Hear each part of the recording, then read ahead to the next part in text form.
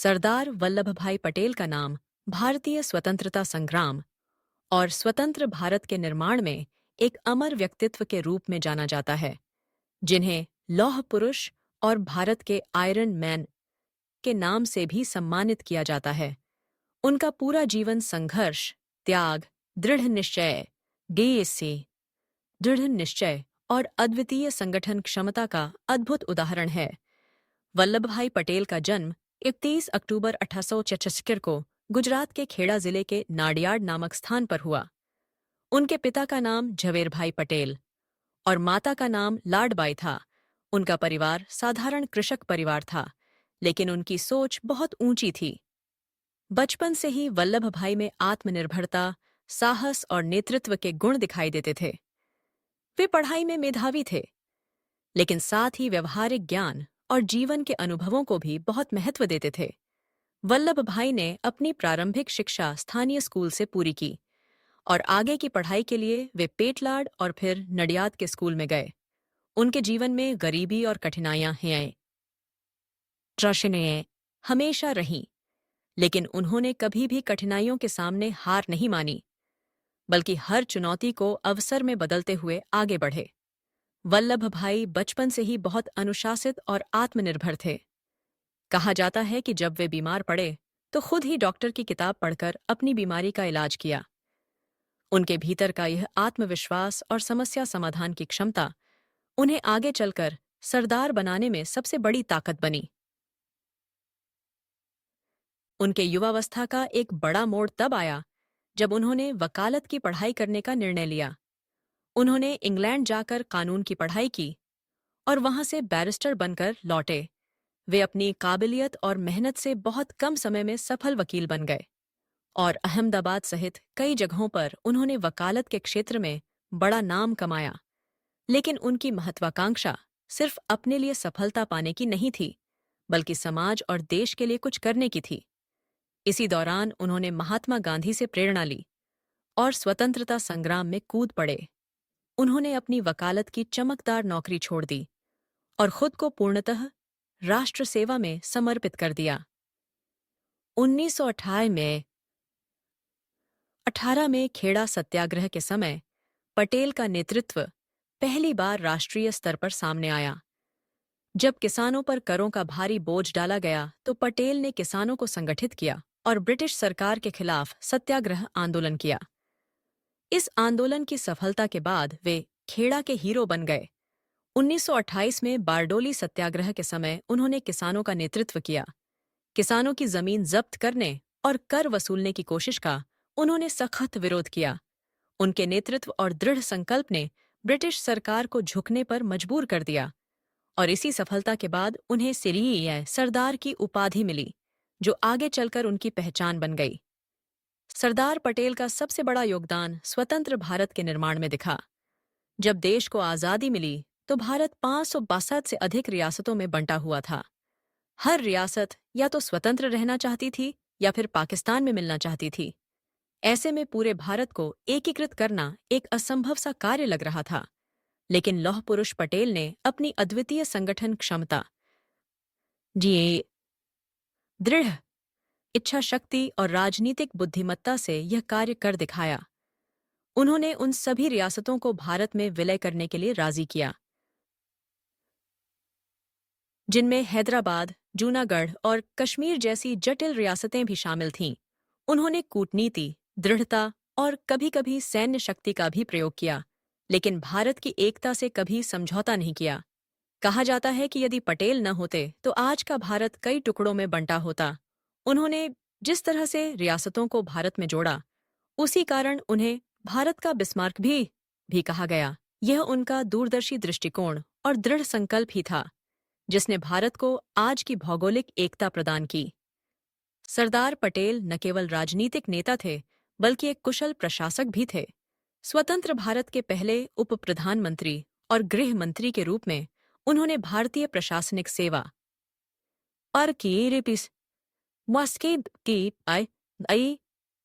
और भारतीय पुलिस सेवा आईपीएस जैसी संस्थाओं की नींव रखी, ताकि देश का प्रशासनिक ढांचा मजबूत और एकीकृत रहे। उन्होंने सुनिश्चित किया कि भारत की नौकरशाही राजनीति से ऊपर उठकर देश हित में काम करे। उनकी प्रशासनिक क्षमता इतनी अद्वितीय थी कि उन्हें आज भी भारतीय प्रशासन का निर्माता कहा जाता है। सरदार पटेल ने हमेशा राष्ट्रीय एकता, अनुशासन और दृढ़ संयम के दृढ़ संकल्प पर जोर दिया। उनका मानना था कि देश तभी प्रगति करेगा जब हर नागरिक जिम्मेदारी के साथ अपने कर्तव्यों का पालन करेगा। उन्होंने धार्मिक सौहार्द और राष्ट्रीय एकता को हमेशा प्राथमिकता दी और सांप्रदायिक तनाव की स्थिति में भी उन्होंने दृढ़ कदम उठाए ताकि देश की अखंडता बनी रहे। सरदार पटेल का जीवन बहुत सादगीपूर्ण था। वे विलासिता से दूर रहते थे और हमेशा साधारण जीवन जीते थे। उनका व्यक्तित्व कठोर दिखता था, लेकिन अंदर से वे बहुत दयालु और संवेदनशील थे। वे किसानों, गरीबों और आम जनता के नेता थे। उनके अंदर का यह सरल और अनुशासित जीवन ही उन्हें जन जन का नेता बनाता था। 15 दिसंबर 1950 को हृदयाघात के कारण सरदार पटेल का निधन हो गया। उनकी मृत्यु से पूरा भारत शोकाकुल हो गया, लेकिन उनका योगदान इतना महान था कि वे आज भी भारतीयों के दिलों में जीवित हैं। भारत सरकार ने उन्हें भारत रत्न से सम्मानित किया और उनके सम्मान में गुजरात के नर्मदा जिले में स्टैच्यू ऑफ यूनिटी का निर्माण किया गया, जो विश्व की सबसे ऊंची प्रतिमा है। यह प्रतिमा केवल उनके व्यक्तित्व की ऊंचाई का प्रतीक नहीं है, बल्कि यह भारत की एकता और अखंडता का भी प्रतीक है। सरदार वल्लभ भाई पटेल की जीवनी हमें सिखाती है कि दृढ़ निश्चय, निश्चय, संगठन शक्ति और त्याग के बल पर असंभव लगने वाले कार्य भी संभव किए जा सकते हैं। उनका जीवन हमें यह प्रेरणा देता है कि व्यक्तिगत स्वार्थ से ऊपर उठकर जब हम राष्ट्रहित को प्राथमिकता देते हैं, तभी सच्चा परिवर्तन आता है। उन्होंने हमें दिखाया कि सच्चा नेतृत्व सिर्फ भाषणों से नहीं, बल्कि कर्मों से होता है। वे एक ऐसे नेता थे जिन्होंने स्वतंत्रता संग्राम में गांधी जी के सत्याग्रह और अहिंसा के मार्ग पर चलते हुए भी लोहे की तरह कठोर निर्णय लेने से कभी परहेज नहीं किया। उनकी यही विशेषता उन्हें लौह पुरुष बनाती है। आज जब हम भारत की एकता और अखंडता को देखते हैं, तो उसके पीछे सरदार पटेल की दूरदर्शिता और कठोर परिश्रम की छाप साफ दिखाई देती है। वे सिर्फ एक राजनेता नहीं थे, बल्कि वे भारत की आत्मा थे, जिन्होंने भारत को टुकड़ों में बंटने से बचाया और एक सशक्त राष्ट्र का निर्माण किया। उनके स्वतंत्रता संग्राम के अलावा उस राजनीतिक और प्रशासनिक दृष्टिकोण को दर्शाता है जिसने उन्हें भारत का लौह पुरुष और अखंड भारत का निर्माता बनाया। वे केवल एक आंदोलनकारी या सत्याग्रही नेता नहीं थे, बल्कि स्वतंत्रता के बाद जब भारत असंख्य चुनौतियों से घिरा हुआ था, तब उन्होंने जो ठोस और साहसी कदम उठाए, वही उनकी असली पहचान बने। उनकी कार्यशैली व्यावहारिक थी। वे सैद्धांतिक भाषणों में कम विश्वास करते थे और अधिक ध्यान ठोस परिणामों पर देते थे। यही कारण था कि वे आम जनता और कांग्रेस कार्यकर्ताओं दोनों के बीच करके दिखाने वाले नेता के रूप में जाने जाते थे। गांधी जी उन्हें अपने सबसे भरोसेमंद साथियों में गिनते थे, लेकिन नेहरू जी के साथ उनके संबंध हमेशा सहज नहीं रहे। फिर भी वे दोनों एक दूसरे के योगदान को मान्यता देते थे। खासकर नेहरू जी जानते थे कि जिस शक्ति और दृढ़ता से पटेल रियासतों को भारत में जोड़ रहे हैं, जोड़ रहे हैं, वैसा कोई और नहीं कर सकता। स्वतंत्रता प्राप्ति के तुरंत बाद सबसे गंभीर समस्या विभाजन की थी। लाखों शरणार्थी भारत आए, सांप्रदायिक दंगे भड़क उठे, प्रशासन चरमरा गया और जनता भय और अराजकता में डूबी थी। इस समय गृहमंत्री पटेल ने अपने लोहे जैसे हृदय और ठोस निर्णयों से हालात को काबू में किया। उन्होंने सांप्रदायिक हिंसा को रोकने के लिए सख्ती दिखाई और प्रशासन को अनुशासित किया, पुलिस को सशक्त बनाया और सेना के सहयोग से दंगों पर काबू पाया।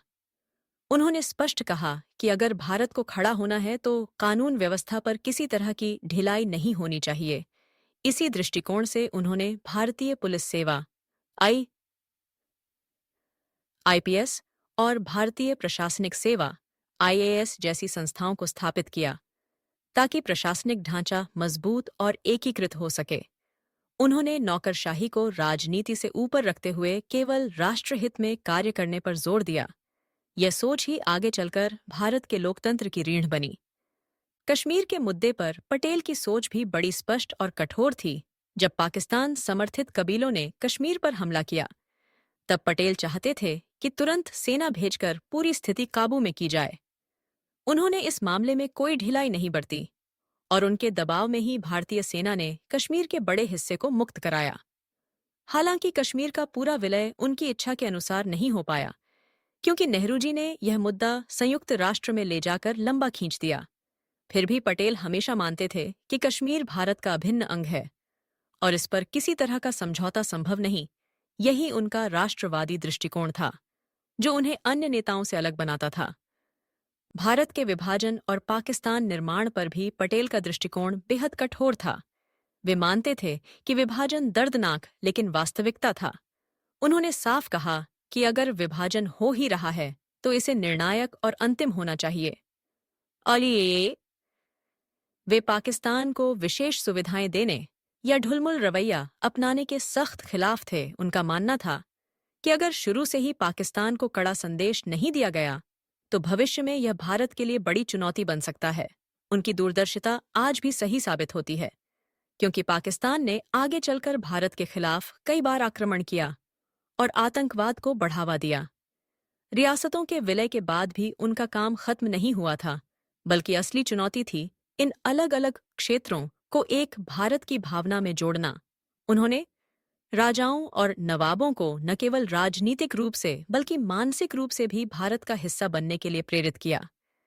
हैदराबाद के निजाम और जूनागढ़ के नवाब जैसे मामले उनके कठोर रुख और साहसी निर्णयों से ही सुलझे।